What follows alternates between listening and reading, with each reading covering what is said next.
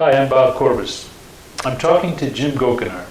Jim's conversations in the 1970s with Secret Service agent Elmer Moore put him on a path of research in the Kennedy assassination, which ultimately found him testifying before the Church Committee, which is the predecessor to the Senate Select Committee on Intelligence. The purpose of this series of interviews is to record Jim's story for the historical record. Today, I'm going to ask him about the conversation he had with Elmer Moore when Elmer Moore gave Jim a ride home from the federal courthouse in Seattle. Jim, thanks for being here. Thanks, Bob. Yeah, so tell us about what happened after you met with Moore and he gave you a ride home. Well, we finished the conversation in the office right around 6:05. About 6:08 we left. Wow, you remember the time to the minute? Yeah, I was looking at my watch. Okay. When he would, there was Don't several, diminish your credibility. No. There was in fact a lot of clocks in that office. In fact, I when could you were glance, where he was sitting, there was one right in back of him, which was very convenient. Yeah, sure. Moore and I left the Secret Service office approximately at 6:08. He made me stand still at one point, and then he entered a code, I believe, near the door. Then we left. Where was the code? At the outside of the Secret Service. It was like a little device near the door, I think. I think I might be speculating, but it was a ambient motion sensor setup. Sure. The curious thing is that the teletype machines were still clattering away. So we walked down the 5th floor. There's nobody there. And we got in the elevator, and he pressed the button for the basement. Apparently that's where the garage and his car was. Let me ask you a question. Did the other people that were in the office, there were like 5 people in the office, right? The Secret Service office when you arrived there. Were they already gone by the time? They were gone, yes. So you had stayed there and kept talking with Moore while everyone went home, and then you guys... Apparently so, because his office was segregated from the main part. Okay. When we walked through the door of his office into the main office in the lounge, there was nobody there. It was all darkened. Okay. We got into the elevator, and he pressed the button for going down to the garage, and then he sort of stared at me for a minute, and he says, "Listen, Jim, what's your beef about the Vietnam War anyway?" And I said, well, the way that I looked at it is that you're committing people to combat without the goal of victory. I thought it was very wrong, very immoral. Yeah. He said very softly and sort of like, oh my gosh, here I am agreeing with you again. It was almost like he begrudgingly said that. And then there was a pause. Then in a fairly loud voice, there was nobody else on the elevator between just him and I. He said, Johnson, he double-crossed everybody. That sank in, like a lot of the things he told me. And I couldn't respond immediately. I was trying to think of a question or a follow-up, and I just was stunned, you know. What led up to him saying that, or did he just start? Well, it had to Did anything lead up to him saying that? Or no, did he almost immediately after this thing about that he agreed with me about the status of the Vietnam War, I assumed that he meant that Johnson had I would call a predisposition to go for a victory of some sort, but didn't. He was trailing off as saying what he was going to do, maybe on many other levels too, but he said he double-crossed everybody. Mm-hmm. And he said it I took it to be a kind of a declarative, almost angry tone. Because his facial expression wasn't smiling, let's put it that way. Mm-hmm. So we got into the garage area, and we walked to his car, which was a nondescript gray 4-door sedan, late model Ford. Mm-hmm. Got in it, you had a lot of paperwork in the back seat. Is that right? He had paper on the dashboard, you know. Really, you would think that a Secret Service agent's car would be pristine, right? But no. You'd think, but maybe that was the one that he used totally. So we drove out of the garage area and we went on a ramp that led to a kind of a major road in Seattle called Madison Avenue. At that point he asked me, now tell me your address again. And I told him it was 725 23rd Avenue Northeast off of Thomas. He said, oh, I know how to get off that. I know a direct route off of Madison Street. And as we went maybe about a quarter of a mile, it was all packed up. I guess it was the remnants of rush hour traffic, but his bumper to bumper stopped. And I thought, well, I'll start a conversation here. And I said, well, Elmer, how come you're not running the Secret Service in Washington? Okay, now let me just, so how long after you left the garage did this happen? I would say it was probably about 5 or 6 minutes. I mean, were you just sitting in his car quiet while he was driving you home? Because you say I was going to start a conversation. Did you have small talk or was it just quiet while he was It was pretty quiet. The ramp was narrow. And I noticed that he was looking out the window, you know, and he was very attentive on, you know, getting onto that street. It was a boulevard, but it was getting real busy, and then after about 5 minutes it was jammed, and we more at the most 3 or 4 or 5 miles an hour. Okay, so it wasn't really like an awkward silence. He was just focused on right. getting I didn't going. want to interrupt because I've never took Madison Avenue. I've heard about it, but I didn't realize, because I took bus routes all the time, and I didn't take a Madison Avenue one.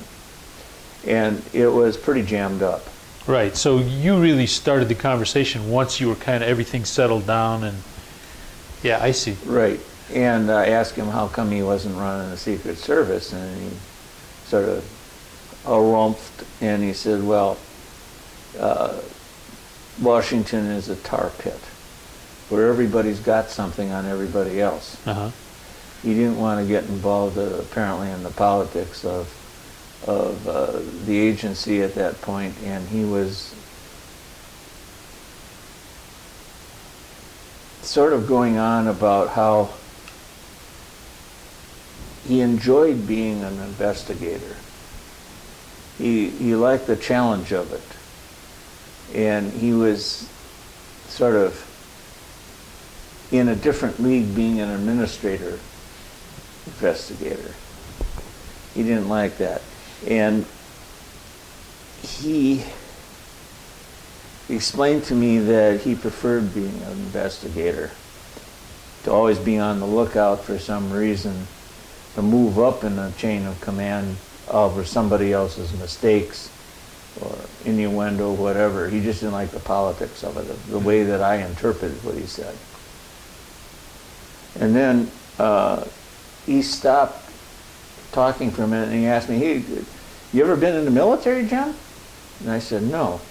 And he says, well, with the incident back in the office when I inquired about who you were working for, you didn't even bat an eye. And I said, yeah, but I peed my pants. And now, that was the incident where... well, he put the gun on the table and stood up and sort of in a loud, authoritative type of thing, who are you working for? Oh, that was a reaction to something you had said, and yeah. So it was a big thing, and then he... Yeah, well, his impression was that I was nonplussed by it, but in reality I was petrified. I just didn't show it, apparently. Yeah, good.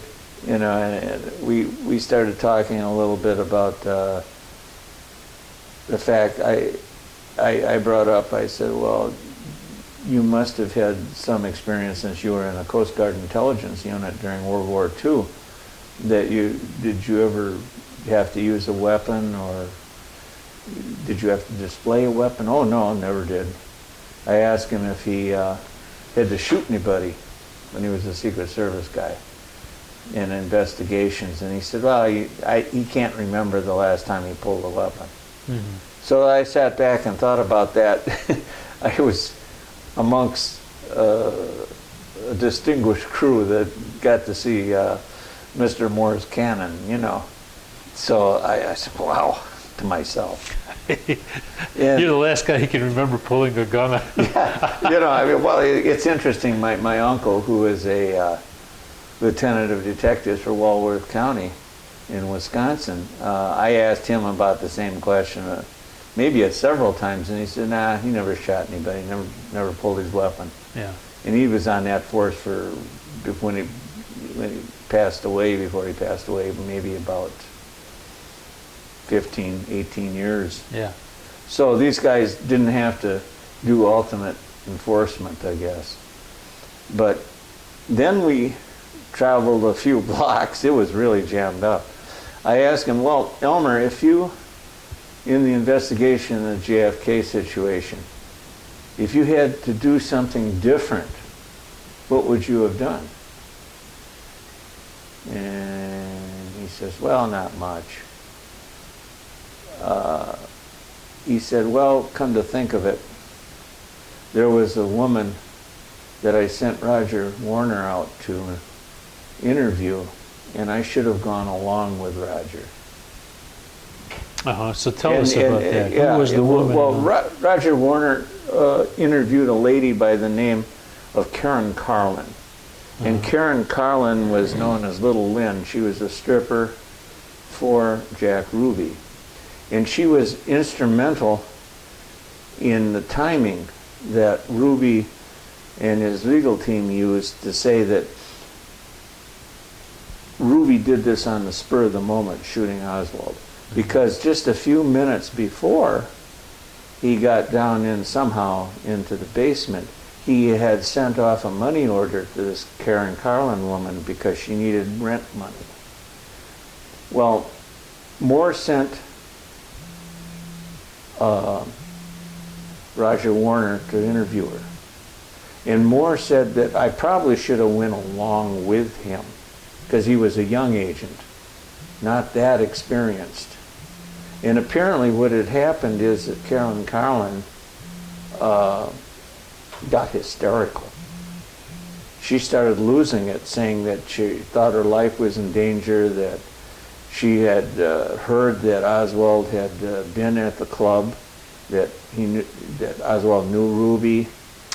Did she say that? That she had? She said that she heard it from somebody else. Okay, so I guess But the thing is that she was losing it in the interview, and apparently Moore's critique of that situation with Roger Warner being with Karen Carlin was that Roger didn't calm her down.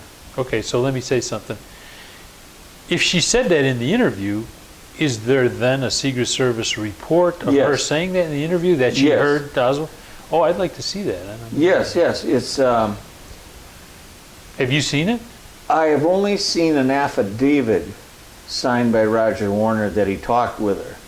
But there is a report that I've seen in subsequent years that she did talk about a man by the name of Dewar, who was sort of the MC of the club, that he would sort of announce things between acts at Ruby's Carousel Club, and he claimed that he saw Oswald with Ruby, and she picked up on that, and she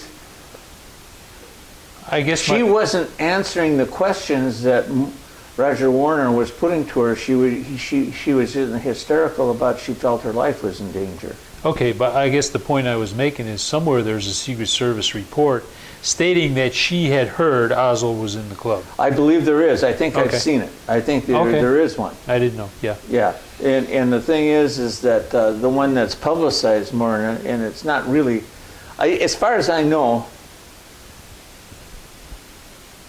I believe that one of the counsels for the Warren Commission did interview Karen Carlin, and she does bring up the fact that she heard a rumor, quote unquote, that Oswald had been in the club. Okay, and I didn't mean to distract from your story, but I wanted to clarify but that point. The thing so is, she was all upset, huh?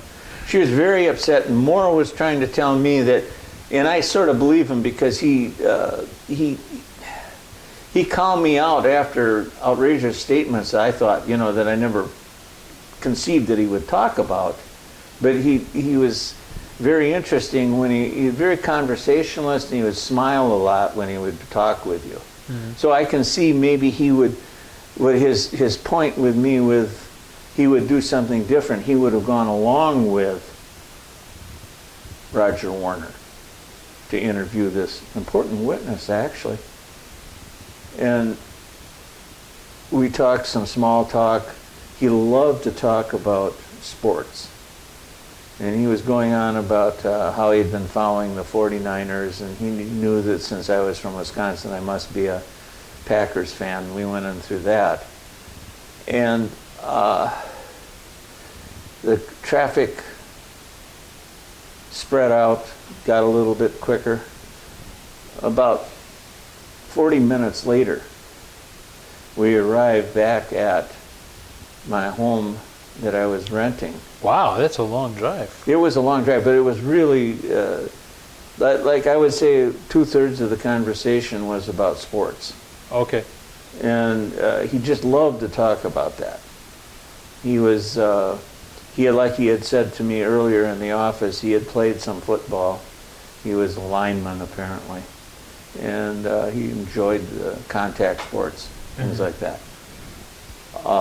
We arrived at 7:25, and we drove up the alley and parked in the back. Then we walked toward the house.